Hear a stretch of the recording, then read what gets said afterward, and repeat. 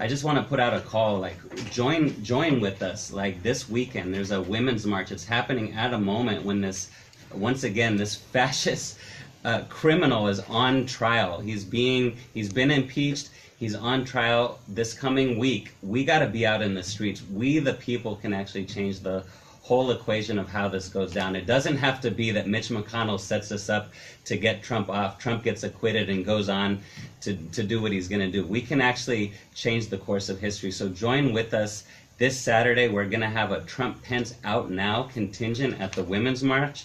Meet us up at Freedom Plaza at 10 a.m. this Saturday.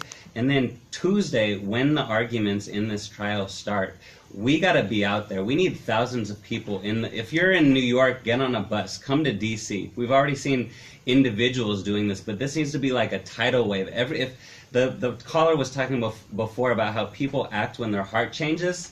If your heart hasn't been changed by everything that we've seen the last 3 years, compelled to act, then something's wrong with you. And actually, if you allow these things to continue, your heart actually gets hardened. If you see what happens to these kids in cages and you don't act, your heart gets hardened. Don't become numb to everything that's happening. And don't let this round of horror, like you felt the horror when Trump assassinated that leader and you thought there was going to be World War III coming.